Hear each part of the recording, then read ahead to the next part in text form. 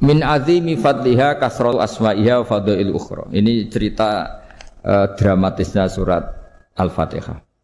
Qala Abu Hurairah radhiyallahu anhu inna iblisa ranna khina unsitat Al-Fatihah. Jadi iblis itu begitu kesakitan. Ini kitab Abwaabul Farad karangannya Sayyid Muhammad Alawi, juga kutipan dari beberapa kitab. Yang jelas beliau sendiri juga ngutip dari beberapa riwayat di beberapa hadis. Halaman 123. Ketika Fatihah turun itu iblis kesakitan. Kayak orang sakit gigi lah, tersiksa sisanya karena turunnya surat apa? Al-Fatihah. Artinya kalau Anda baca Fatihah dijiwai, maka Anda melemahkan setan, melemahkan iblis. Wa qala Mujahid, khina unzilat Fatihatul kitab ronna fastama indahu asyayatin. Jadi ketika Fatihah itu turun, iblis itu terkapar lah kira-kira. Sampai dijenguk banyak setan. Jadi kemana di ICU lah kira-kira gitu kalau sekarang itu. Entah COVID entah enggak tahu. Pokoknya di ICU sampai dijenguk banyak setan. Enggak tahu bawa apa enggak tahu. Pokoknya dijenguk banyak setan. Nah yang nyangoni karena ini apa? Ketuanya apa? Pingsan, sakit. Di iblis itu sakit sampai dijenguk anak buahnya setan-setan. Ya semoga kalian semua tidak kenal setan. Kalau kenal berarti teman, apa? Wa qalu misla dzalik wa qala lahum laisa mimma taquluna syai'un walakin unzilat suratun laisa ajru qailiha illa an harrama alaihi nar jahannam. Saya ini bukan sakit fisik kata iblis. Kamu tidak usah jenguk saya, datangkan dokter terbaik, tidak usah. Saya ini tidak sakit fisik. Saya ini sakit karena ada surat yang diturunkan, yang pahala yang melafatkan surat itu pasti selamat dari neraka. Padahal misi terbesar saya ini supaya manusia masuk neraka. Sekarang punya tamengnya. Wah pusing kan? Ya seperti orang lah goda sampean ternyata sampean setia itu kan pusing. Nah ternyata tidak setia itu yang akhirnya ribet kan itu. Jadi iblis itu cita-cita terbesarnya kan semua orang itu masuk neraka. Nah sekarang turun satu surat yang gara-gara surat itu siapapun yang baca dijamin selamat dari neraka. Jadi walakin unzilat suratun laisa ajru qailiha illa an harramallahu alaihi nar jahannam. Karena jadi dia shock lah, kalau orang di Jawa itu bilang shock. Aduh sial nasib saya ini umat nggak bisa saya goda lagi karena punya tamengnya tadi punya. Qad tolakaidukum wa makrukum. Rekayasa kalian sekarang itu tidak ada gunanya semua. Nah, ini alhamdulillah di Indonesia kelihatan kan banyak yang miskin, banyak yang susah. Tapi selagi mereka masih sholat, tuh keinginan mencari halal itu masih tinggi. Kayak apa kita di tengah kota, jauh dari anak istri, jauh dari tetangga. Biasanya kalau orang jauh dari anak istri, tetangga kan sakar PDW. Tapi yang soleh masih banyak, sudah jauh dari keluarga tetap lurus. Loh kalau yang dekat lurus kan wajar, konangan wong akeh kan. Ini sudah jauh masih lurus. Nah ini nggak lepas dari barokahnya surat apa? Surat Fatihah tadi. Jadi karena ada surat yang menjamin pelafalnya atau qailiha terbebas dari api neraka. Wa qalat as-sayatinu lahu is ayusai'an ta'muruna ya maulana. Faqala lahum idhabu wajtahidu hatta tukhfilu qulubahum hatta la yaqulu hadhihi surah. Lalu kita gimana? Jari para setan itu. Lalu kita gimana? Terus kata iblis, sudah bikin mereka lupa sehingga tidak baca lagi. Selagi masih baca kita pasti keok. Jadi kalau sampean sudah jarang baca Fatihah itu berarti sudah bagian dari kemenangan apa? Iblis. Jadi kalau sampean sudah jarang baca Fatihah itu berarti bagian dari kekalahan Anda, kemenangan iblis. Masih sering baca? Berapa kali? Terus apa lagi?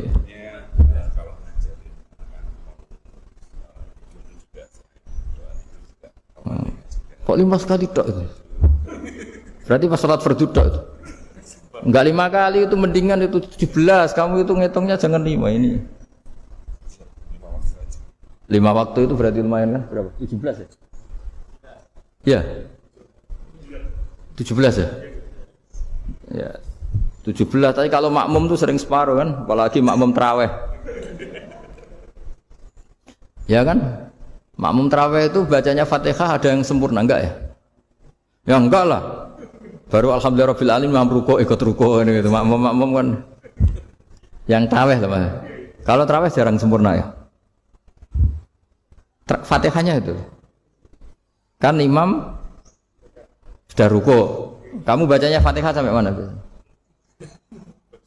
Baru setengah ya. Ya paling pas tarawih aja kan enggak sempurna ya.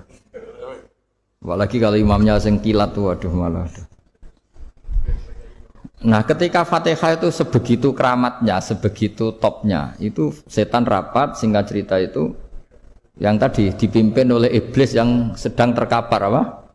Terus tadi obatnya enggak ada, cuma dia shock karena ada surat yang turun yang melafatkan itu pasti selamat dari apa? Neraka. Nah ini gimana saran Anda? Terus sarannya adalah bikin orang-orang itu lupa tidak baca Fatihah. Nah ini rapatnya iblis. Idzabu wajtahidu hatta tughfilu qulubahum hatta la yaqulu hadhihi surah.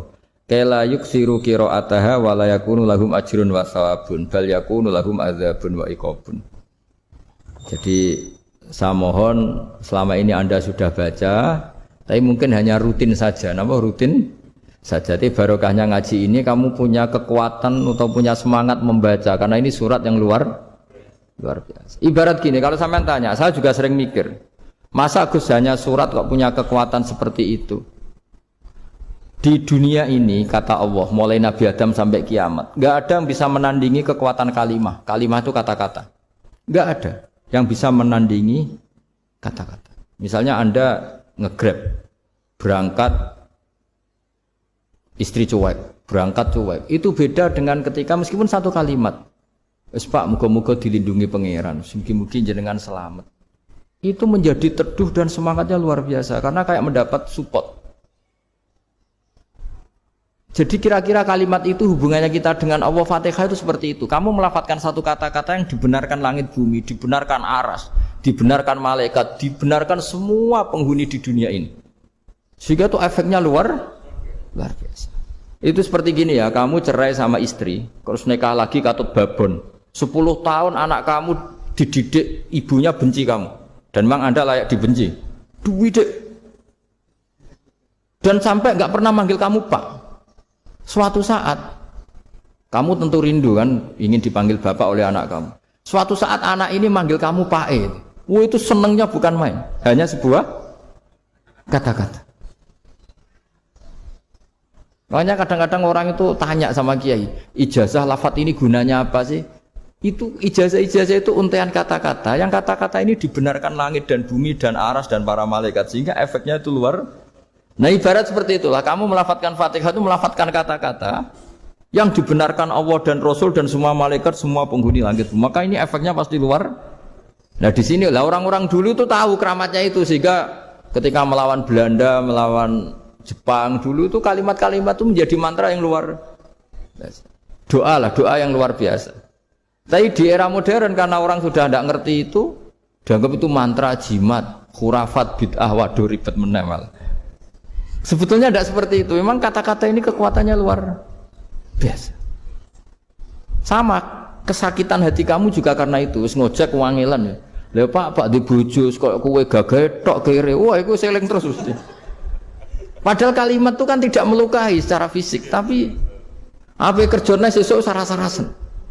Karena terus dengan pengadilan seperti itu kan, ngapain kerja demi perempuan yang seperti ini? Lagi-lagi kata-kata ini luar. Nah bayangkan kalau kata-kata itu adalah kalimat yang diajarkan Allah lewat Rasulnya, lewat malaikat Jibril. Kayak apa kekuatannya? Nah kira-kira Fatihah itu gitu. Kalimat yang baik, kalimatan thayyibah diajarkan oleh Allah dan Rasul. Kayak apa kira-kira kekuatannya? Pasti luar biasa. Wong support yang dikatakan istri kita, anak kita aja luar biasa. Apalagi ini support yang diajarkan Allah dan Rasul. Ya makanya saya mohon kalau baca Fatihah, baca kalimah-kalimah thayyibah ketika sholat itu dijiwai. Ya misalnya Rabbana lakal hamdu mil'us samawati wa mil'ul ardi wa mil'u ma syi'ta min syai'im. Engkau zat yang layak dipuji dan pujian ini memenuhi langit dan bumi.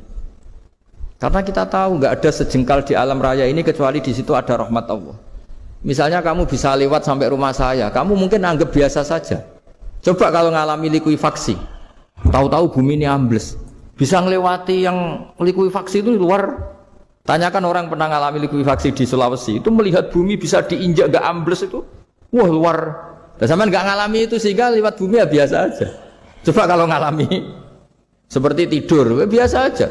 Coba kalau ada gempa, Bahwa bumi tenang ini sudah nikmat yang luar biasa. Masa kamu ngakui nikmat nunggu digituin? Ya kan? Nah, makanya baca Fatihah dijiwai lah bahwa ini kalimat yang luar biasa. Nah, saya teruskan ya.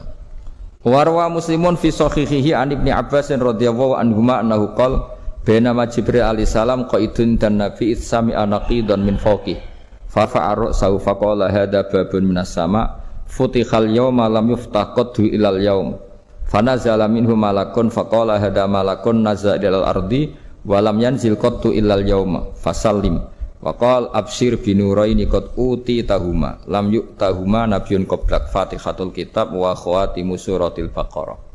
Jadi suatu saat Jibril ini jagongan kira-kira gitu sama Rasulullah. Tahu-tahu langit itu gemuruh. Langit gemuruh kata Jibril terus semuanya ngangkat kepala ke langit. Ini pintu langit baru ini dibuka, yang sebelumnya tidak pernah dibuka seperti ini.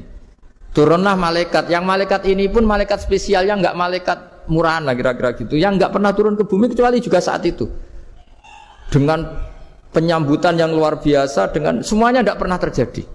Hanya karena surat Fatihah. Jadi ini surat yang luar biasa, pengawalannya lewat malaikat yang spesial, enggak pernah turun di bumi kecuali saat itu. Penyambutannya juga enggak pernah seperti itu, baru seperti itu. Jadi semuanya itu spesial. Nah, kenapa ini spesial? Karena di situ ada isi puja-puji kepada Allah Subhanahu wa ta'ala. Ada ikrar kita, alhamdulillahirabbil alamin, arrahmanir rahim. Ikrar ini penting. Kalau contoh paling gampang gitulah. Kamu punya istri selama ini cerewet terus. Suatu saat ngomong, "Pak, tak angen-angen ra ono wong lanang koyo sampeyan." Wah, itu langsung tidak ada lelaki sebaik engkau. Itu sama senengnya, masya Allah. Karena ada ikrar dari seorang istri ke kamu. Nah, bayangkan kalau ikrar kita sebagai hamba diakui oleh Allah Subhanahu, maka ikrar ini akan dicatat sebagai kebaikan kita yang kita panen nanti di akhirat. Karena ada ikrar. Kita ikrar bahwa alhamdulillahirabbil alamin. Kita ikrar ar-rahmanir rahim. Kita ikrar maliki yaumiddin. Kita ikrar iyyaka na'budu wa iyyaka nasta'in. Sampean misalnya jadi orang Indonesia, ketemu orang Indonesia yang makmur di Jerman, terus lupa Indonesia. Kamu orang Indonesia? Enggak, saya enggak orang Indonesia. Mangkel gak kira-kira? Mangkel. Karena salah ikrar kan gitu. Ya, jadi saya mohon jangan anggap kalimat itu hal yang biasa, tapi luar biasa. Nggih, ngoten mawon. Assalamualaikum warahmatullahi wabarakatuh.